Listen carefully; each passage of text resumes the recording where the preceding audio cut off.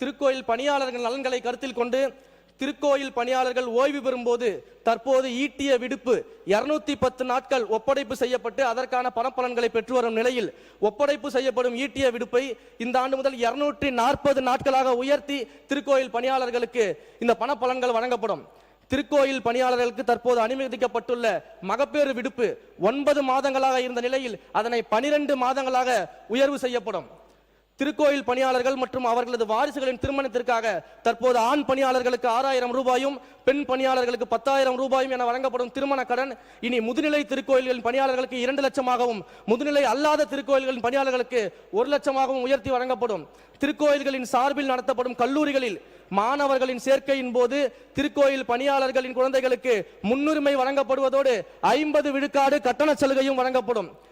திருக்கோயில்களின் வெளிப்படையாக தேர்வுகளை நடத்தி நேர்முக பணியிடங்களுக்கு பணியாட்களை சேர்க்கும் விதமாக இந்த ஆண்டு திருக்கோயில் மற்றும் அவற்றின் கீழ் இயங்கும் கல்வி நிறுவனங்களின் நேரடி நியமனம் மூலம் நிரப்பப்பட வேண்டிய காலி பணியிடங்களை நிரப்புவதற்காக விதிமுறைகளின்படி தகுதியான பணியாளர்களை வெளிப்படை தன்மையுடன் தேர்வு செய்வதற்கு திருக்கோயில் பணியாளர் தேர்வு வாரியம் இந்த ஆண்டு அமைக்கப்படும்.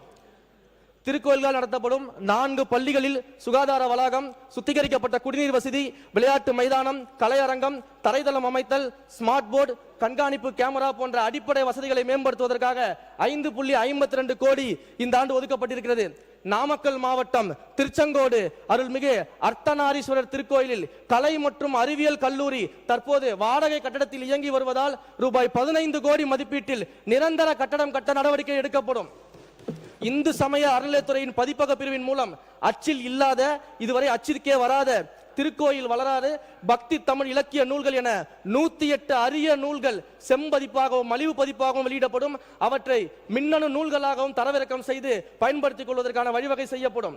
முதுநிலை திருக்கோயில்களின் தல வரலாறு இத்துறையால் தமிழில் வெளியிடப்பட்ட நிலையில் வெளிமாநிலங்களும் மற்றும் வெளிநாட்டு பக்தர்களும் எளிதும் அறிந்து கொள்ளும் வகையில் ஆங்கிலத்திலும் மொழிபெயர்ப்பு செய்து வெளியிடப்படும்.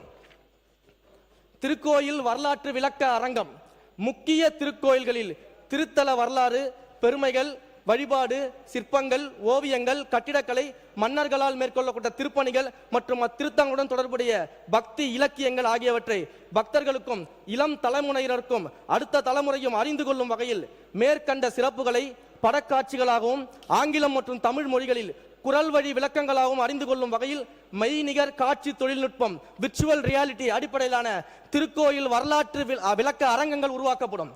திருக்கோயில் மற்றும் திருமணங்களுக்கு சொந்தமான யானைகள் புத்துணர்வு பெறும் வகையில் யானைகள் நலவாழ்வு முகாம் தேக்கம்பட்டி பவானி ஆற்றம்படுகையில் மீண்டும் நடத்தப்படும். இம்முகாமிற்காக 3 கோடி நிதி ஒதுக்கப்பட்டிருக்கிறது.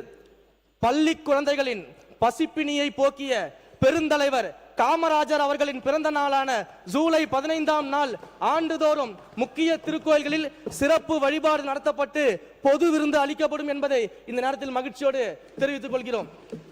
தமிழ்நாட்டில் உள்ள திருக்கோயில்களின் பழமையும் பெருமையும் மிக வரலாற்று சிறப்பையும் கல்வெட்டு, கட்டிடக்கலை, சிற்பக்கலை, ஓவியக்கலை முதலான கலை சிறப்புகளையும் ஆர்வலர்கள் அறிந்து கொள்ளும் வகையில் முதற்கட்டமாக 2000 ஆர்வலர்கள் பயன்பெறும் வகையில் முக்கிய திருக்கோயில்களுக்கு வெற்றி கலை அறிவுசார் திருக்கோயில் பயணம் இந்த ஆண்டு முதல் ஏற்படுத்தி தரப்படும்.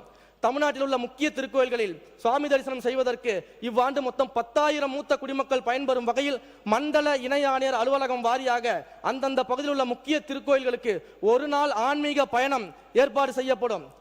தமிழ் நிலத்தின் முகவரியாகவும் குறிஞ்சி நில தலைவனாகவும் உலகத் தமிழர்களின் ஒற்றை முகமாகவும் சங்ககாலம் தொட்டே தமிழர் வாழ்வியலோடும் பண்பாட்டோடும் இலக்கிய மரபோடும் நெருங்கிய தொடர்புடைய தமிழ் கடவுளான முருகப்பெருமான் அருள்பாலிக்கும் திருத்தலங்களில் சிறப்பு மிக்க திருத்தலங்களாம் 6 படை வீடுகள் என அழைக்கப்படும் 6 படை வீடு முருகப்பெருமான் கோயில்களையும் தமிழ்நாட்டின் முன்மாதிரி கோயில்களாக மாற்றுவதற்கான திட்ட அறிக்கை இவ்வாண்டு தயாரிக்கப்படும். அருளாளர்கள், ஆழ்வார்கள், சித்தர்கள் திருக்கோயில் சார்பாக மிகச் சிறப்பான விழாக்கள் நடத்தப்படும். கிராம தெய்வங்களின் கலை விழா தமிழர்களின் தொன்மையான வழிபாட்டு மரபின் தொடர்ச்சியாக இன்றளவும் தமிழகத்தின் கிராமங்கள் தோறும் பெண் தெய்வங்களும் காவல் தெய்வங்களும் மக்கள் இறை நம்பிக்கையுடன் பண்பாட்டு மரபுடனும் ஒன்றிணைந்து வழிபட்டு வருகின்றனர்.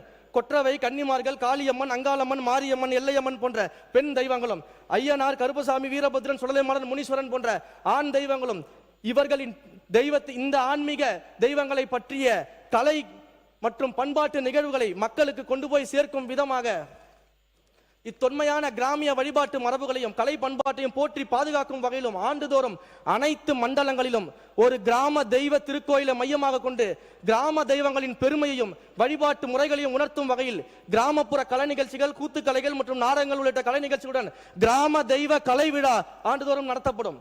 திருக்கோயில்களுக்கு சொந்தமான பயன்பாட்டில் இல்லாத நிலங்களில் அந்தந்த திருக்கோயிலுடன் தொடர்புடைய தல விருட்சங்கள் மற்றும் மண்ணுக்கேற்ற மரங்கள் அடர் வனங்களாக வளர்க்கப்பட்டு மூலிகை தாவரங்கள் வளர்க்கப்பட்டு மேலும் திருக்கோயில் பூஜைகளுக்கு தேவையான மலர்களை வழங்கும் செடிகள் வளர்க்கப்பட்டு திருக்கோயில் நந்தவனங்கள் ஏற்பாடு செய்யப்பட்டு அங்கே முதியோர்கள் மற்றும் இளம் தலைமுறையினரும் வழிபாடு செய்வதற்கான சூழல்கள் உருவாக்கி தரப்படும். திருக்கோயில் பிரசாத கடைகளில் பக்தர்களுக்கு வழங்கப்படும் பிரசாதங்கள் பொது ஏலம் மற்றும் தனியார்களால் நடத்தப்பட்டு வந்ததை திருக்கோயில் வெளியே தயாரிக்கப்படுவதை தவிர்த்து திருக்கோயில்களுக்கு வருகை தரும் பக்தர்களுக்கு தரமான பிரசாதம் வழங்கும் வகையும் சரியான விலையில் வழங்கும் வகையிலும் அந்தந்த திருக்கோயில் வளாகத்திலேயே திருக்கோயில் நிர்வாகத்தின் மூலம் நேரடியாக பிரசாதம் தயார் செய்து வழங்க நடவடிக்கை எடுக்கப்பட்டு முதற்கட்டமாக 15 முதுநிலை திருக்கோயில்களில் இத்திட்டம் விரிவுபடுத்தப்பட்டிருக்கிறது. இதே போன்று இதர முதுநிலை திருக்கோயில்களிலும் இதே நடைமுறையில் திருக்கோயில் நிர்வாகத்தின் மூலம் நேரடியாக பிரசாதம் தயார் செய்து வழங்குவதற்கான நடவடிக்கை எடுக்கப்படும் என்பதை இந்த அவையின் வாயிலாக அறிவிப்பாக வெளியிட்டுக் கொள்கிறேன். சிறப்பு திட்ட செயலாக்கத்துறை சார்பாக அறிவிப்பு. சிறப்பு திட்ட செயலாக்கத்துறை அறிவிப்பு. தலைப்பு மட்டும் படிச்சிடலாம்.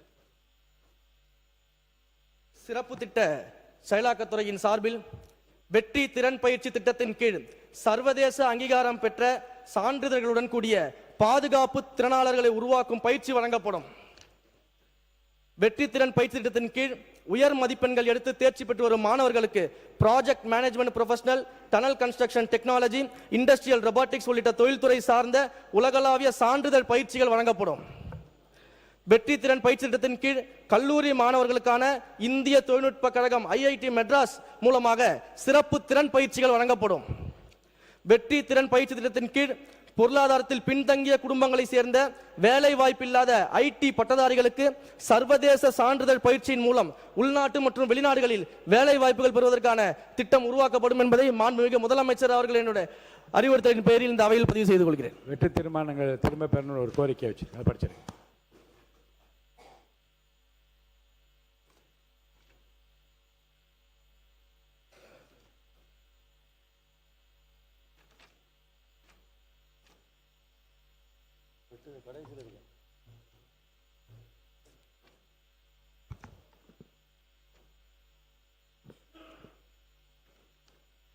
மாண்புமிகு பேரவைத் தலைவர் அவர்களே, இந்த மானிய கோரிக்கையை தயாரிக்க எனக்கு முழு உதவியாக இருந்த இத்துறையின் அரசு செயலாளர் அவர்களுக்கும் இந்து சமய அறநிலையத்துறை ஆணையர் மற்றும் சிறப்பு திட்ட செயலாக்கத்துறையினுடைய அதிகாரிகள், சிறப்பு திட்ட செயலாக்கத்துறையின் செயலாளர் அவர்களுக்கும் இத்துறையை சார்ந்த கூடுதல் ஆணையர்கள், இணை ஆணையர்கள், துணை ஆணையர்கள் மற்றும் அனைத்து அலுவலர்களுக்கும் ஸ்ரீரங்கம் தொகுதி மக்கள் சார்பாகவும் எனது மனமார்ந்த நன்றியை தெரிவித்துக் கொள்கிறேன்.